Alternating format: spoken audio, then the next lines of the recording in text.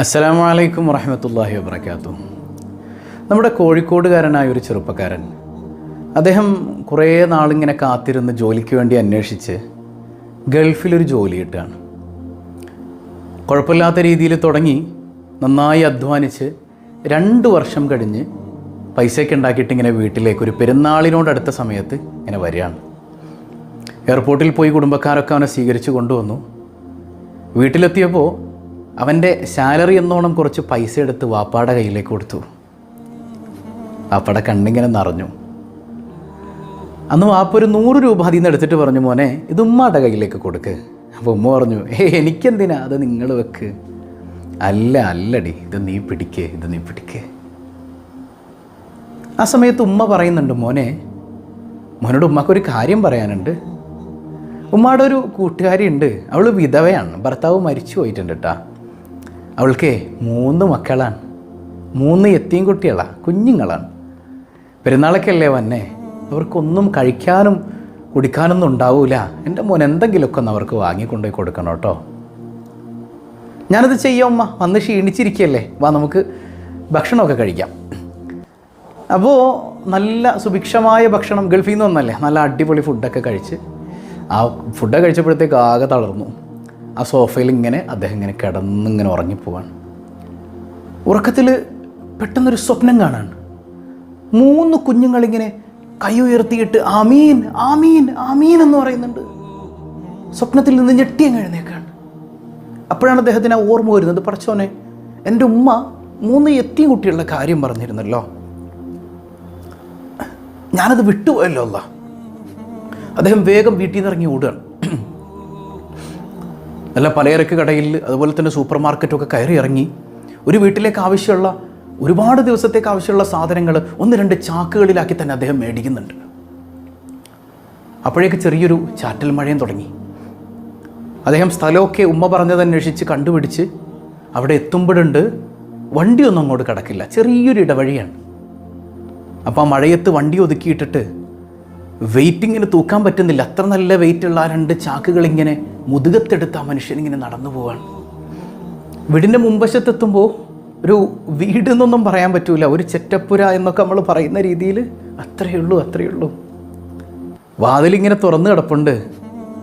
ആ മനുഷ്യനിങ്ങനെ വാതിലിൽ മുട്ടുമ്പോൾ 6 വയസ്സ് മാത്രമുള്ളൊരു കുഞ്ഞിങ്ങനെ, ഏതാണ്ട് 6 വയസ്സ് തോന്നിപ്പിക്കുന്ന ഒരു കുഞ്ഞ് വന്നു. ആരാണ് കേൾക്കാം, നിങ്ങൾ ആരാണ്? ഞാൻ ഈ വീട്ടിലേക്ക് ഇതേ കുറച്ച് സാധനങ്ങളായിട്ട് വന്നതാണ് മോളെ. വീടിൻ്റെ അകത്തേക്ക് ആ മനുഷ്യനിത് കയറ്റി വെച്ചു. അപ്പം കുഞ്ഞ് ചോദിച്ചു, ഇക്കാക്ക ഇത് തിന്നാനുള്ള സാധനമാണോ? അതേ മോളെ, ഇത് തിന്നാനുള്ള സാധനമാണ്. ആ കുഞ്ഞ് ഭയങ്കര സന്തോഷത്തിൽ വിളിച്ചു പറഞ്ഞുകൊണ്ട് ഓടുന്നുണ്ട്, ഉമ്മ ദേ മലക്ക് വന്നിട്ടുണ്ട് ഉമ്മ. അദ്ദേഹം ഇങ്ങനെ ഞെട്ടിത്തെരിച്ച് നിന്നുപോയി. വല്ലാത്തൊരു അനുഭൂതി, തൻ്റെ ശരീരത്തിൽ എവിടെയോ ഒരു പ്രകമ്പനം പോലെ. ബാക്കിയുള്ള 2 കുട്ടികളും കൂടെ ഓടി വന്നു. ആ കുട്ടിത്തമൊക്കെ ആ മുഖത്ത് മാത്രമേ ഉള്ളൂ കേട്ടോ.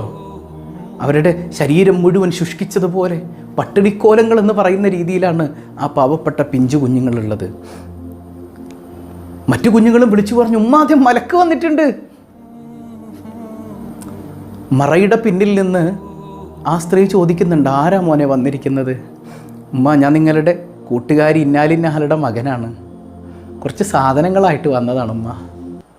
അൽഹംദുലില്ലാ, എൻ്റെ പൊന്നു മോനെ, അള്ളാഹു അനുഗ്രഹിക്കട്ടെ. പിന്നെ ഉമ്മ, ഈ കുഞ്ഞുങ്ങളെന്താ എന്നെക്കുറിച്ച് മലക്കെന്ന് പറഞ്ഞത്? അതൊന്ന് എനിക്ക് അറിയണം കേട്ടോ, എന്താണ് അങ്ങനെ പറയാൻ കാരണം എന്ന്. പൊന്നു മോനെ, ഇക്കുള്ളിടത്തോളം കാലം ഞങ്ങൾ സന്തോഷത്തോടെ ജീവിച്ചു, ഒരാളുടെ മുമ്പിൽ കൈ നീട്ടിയിട്ടില്ല കേട്ടോ. മൂപ്പര് മരിച്ചപ്പോൾ കുറേ പേരൊക്കെ സഹായിച്ചു, അവരുടെയൊക്കെ കനിവ് കൊണ്ട് തന്നെ ഞങ്ങൾ ജീവിച്ചത്. പക്ഷേ കുറേ നാൾ കഴിഞ്ഞപ്പോൾ അവരും മടുത്ത്, പിന്നെ ഞങ്ങൾക്ക് പോയി കൈ നീട്ടാനുള്ള മടി കൊണ്ടാണ് 1-2 ദിവസമായിട്ട് എൻ്റെ കുഞ്ഞുങ്ങൾ പട്ടിണിയായിരുന്നു. ഞങ്ങളിങ്ങനെ നിസ്കാരം കഴിഞ്ഞിട്ട് കൂട്ടത്തോടെ ഇരുന്ന് ദുആ ചെയ്യും, പട്ടിണി മാറ്റണേ അല്ലാന്ന്. എൻ്റെ കുഞ്ഞുങ്ങളിങ്ങനെ കരയാൻ തുടങ്ങിയപ്പോൾ ഞാൻ പറഞ്ഞു, മക്കൾ വിഷമിക്കണ്ട, അല്ലാഹു തആല നല്ല ഭക്ഷണമൊക്കെ ആയിട്ട് പടച്ചോൻ്റെ മലക്കിനെ പറഞ്ഞയക്കും, എൻ്റെ മക്കളെ ആശ്വസിപ്പിക്കാൻ പറഞ്ഞതാണ് ഞാൻ. എൻ്റെ മോന് ഭക്ഷണമായിട്ട് വന്നപ്പോഴേ കുഞ്ഞുങ്ങൾ കരുതി നീ മലക്കാണെന്ന്. ഒരൊറ്റ കരച്ചില സഹോദരൻ, പൊട്ടിക്കരഞ്ഞുപോയി. എൻ്റെ ജീവിതത്തിൽ ഞാൻ ഇതുവരെ ഇത്രയധികം ഒരു സന്തോഷം നിറഞ്ഞ ഒരവസ്ഥ, മനസ്സിന് ഇത്രമേൽ സന്തോഷം നൽകിയ ഒരവസ്ഥ ഞാൻ ഇതുവരെ അനുഭവിച്ചിട്ടില്ല. ഇത്രമേൽ വലിയ സംതൃപ്തിയും ഞാൻ അനുഭവിച്ചിട്ടില്ല. പടച്ചവനെ, ഈ പാവങ്ങളെ ചേർത്ത് പിടിക്കാൻ എനിക്കൊരവസരം നീ തന്നല്ലോ അല്ലാ എന്നോർത്ത് ഞാൻ സുജൂദിൽ വീണു എന്നാ ചെറുപ്പക്കാരൻ പറയാം. ഒന്ന് ചിന്തിച്ചു നോക്കിയ സഹോദരങ്ങളെ, നമുക്കും ഇങ്ങനെ മലക്കാകാൻ പറ്റും. ഒരുപാട് കുഞ്ഞുങ്ങൾ, പ്രയാസങ്ങൾ സഹിക്കുന്നവർ, പട്ടിണി കിടക്കുന്നവർ, ഭർത്താവ് മരിച്ചുപോയ വിധവകൾ. ഇന്നത്തെ കാലഘട്ടത്തിൽ ഏറ്റവും വലിയ ജിഹാദ് എന്താണെന്ന് പുണ്യനബി പറയുന്നുണ്ട്. അത് വിധവകളെ ചേർത്ത് പിടിക്കലാണ്, അനാഥരെ, അഗതികളെ ചേർത്ത് പിടിക്കലാണ്, അവരെ സഹായിക്കലാണെന്ന് മുഹമ്മദുർ റസൂലുള്ളാഹി സ്വല്ലല്ലാഹു അലൈഹി വസല്ലം. ബദരീങ്ങളോടൊപ്പം പാവങ്ങളെ സഹായിക്കുന്നവർക്ക് സ്ഥാനം. നമുക്കും ആകാം എങ്ങനെയുള്ള മലക്കുകളൊക്കെ. ഇതൊരു സഹോദരൻ അദ്ദേഹത്തിൻ്റെ അനുഭവം ഫേസ്ബുക്കിൽ കുറിച്ചത് ഞാൻ വായിച്ചതാണ്. ഇത്രമേൽ വലിയ സന്തോഷം അനുഭവിക്കാൻ പറ്റിയ മറ്റൊരവസരവും നമുക്കില്ല. പാവപ്പെട്ടവരെ ചേർത്ത് പിടിക്കുക. ഭർത്താവൊക്കെ മരിച്ചുപോയി, എല്ലാവരും സഹായിക്കുന്നുണ്ട് എന്നുള്ളൊരു തോന്നലിലായിരിക്കും നമ്മളുണ്ടാവുക. അവർക്കൊക്കെ ആവശ്യമുള്ളത് കിട്ടുന്നുണ്ടാവും. അങ്ങനെ ഒരു ചിന്ത നമ്മുടെ കൽബിൽ വന്നു പോകല്ലേ. കുറേ നാൾ കഴിയുമ്പോൾ ആരും തിരിഞ്ഞു നോക്കാനില്ലാതാവും. പിന്നെ അവർക്കും ചോദിക്കാൻ മടിയാണ്. ചോദിച്ചു വരുന്നവർക്ക് നമ്മൾ കൊടുക്കും. പക്ഷേ ചോദിക്കാൻ അഭിമാനം സമ്മതിക്കാതെ എല്ലാ വേദനയും സഹിച്ചു കഴിയുന്ന കുറേ മനുഷ്യരുണ്ട്. അവരെ നമ്മൾ ചേർത്ത് പിടിച്ചാലുണ്ടല്ലോ, അല്ലാഹ് നമ്മളെ കൈവിടൂല. ഉറപ്പാണ്. പാവപ്പെട്ടവരെ, അനാഥരെ, അഗതികളെ, വിധവകളെ നമ്മൾ ചേർത്ത് പിടിച്ചാലുണ്ടല്ലോ, റബ്ബുൽ ആലമീൻ ഒരിക്കലും നമ്മളെ കൈവിടുകയില്ല. അല്ലാഹു റബ്ബുൽ ആലമീൻ പട്ടിണിയിൽ നിന്ന്, ദാരിദ്ര്യത്തിൽ നിന്ന് നമ്മയും നമ്മുടെ അഹ്ലുകാരെയും കാത്തുരക്ഷിക്കുമാറാകട്ടെ.